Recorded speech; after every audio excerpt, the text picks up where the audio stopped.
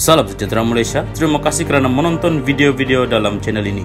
Sebelum kita mula, jangan lupa untuk tekan tombol subscribe, share, like dan komen. Let's go!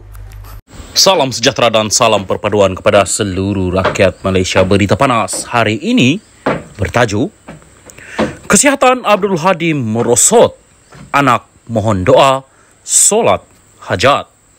Berita penuh.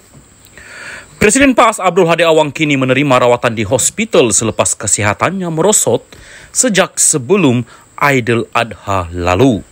Perkara itu dimaklumkan anaknya Muhammad Khalil Abdul Hadi menerusi catatan di Facebook pagi ini. Mohon doa dan solat hajat khusus untuk kesembuhan Ayanda Tuan Guru. Kesehatan Ayanda sedikit merosot sebelum Aidil Adha dan kini sedang menerima rawatan dan pemantauan lanjut oleh pihak doktor di hospital, katanya.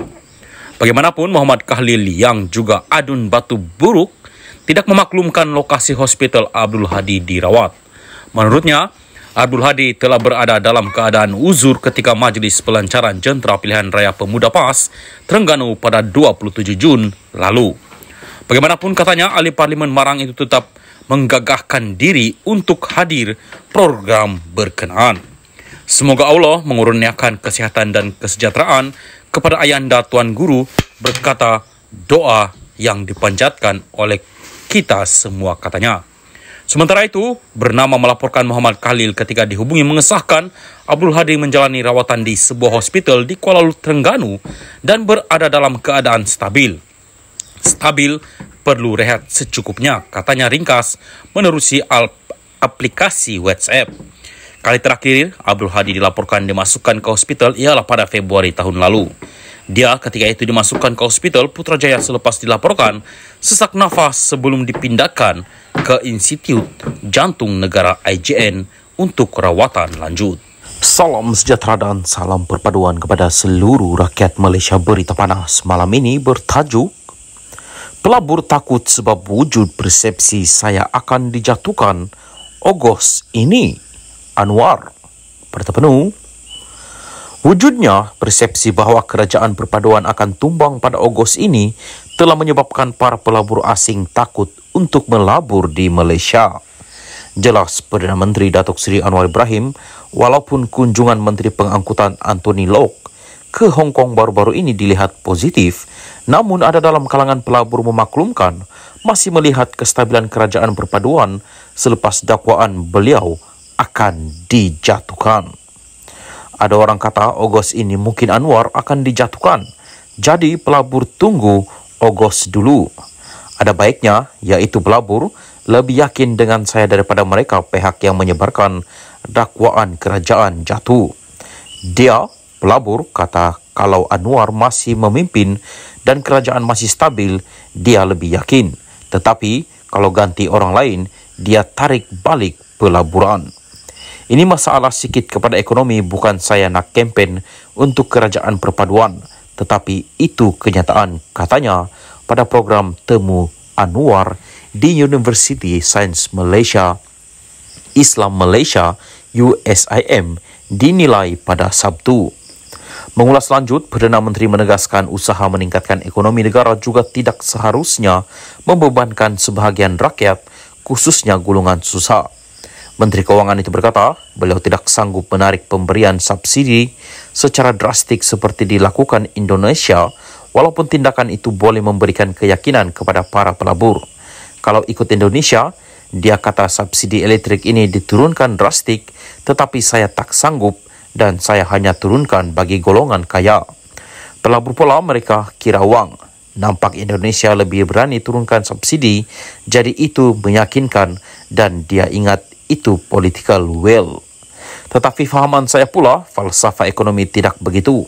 Saya tidak fikir negara harus berkembang dengan bebankan sebahagian rakyat, terutama yang susah, ujar Anwar. Dalam masa sama, Perdana Menteri berkata langkah yang diambil oleh kerajaan perpaduan ketika ini disifatkan lebih berhati-hati dan berhemat.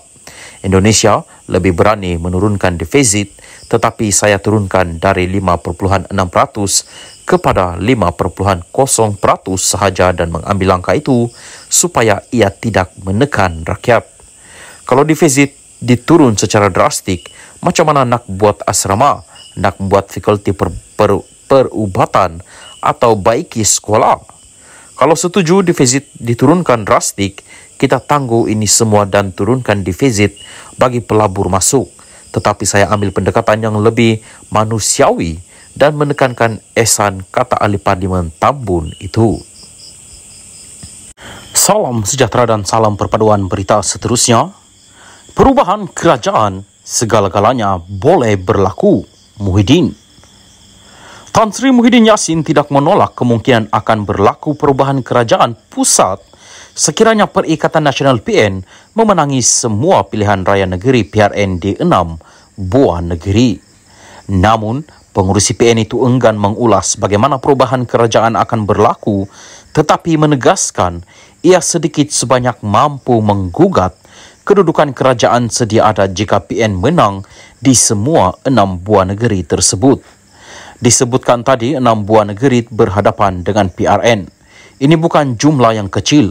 Kalau 6 buah negeri menghadapi pilihan raya dan 6 negeri dimenangi dan dikuasai oleh Perikatan Nasional, sudah tentunya yang duduk di Putrajaya akan goyang. Soal macam mana saya tak nak sebutkan di sini.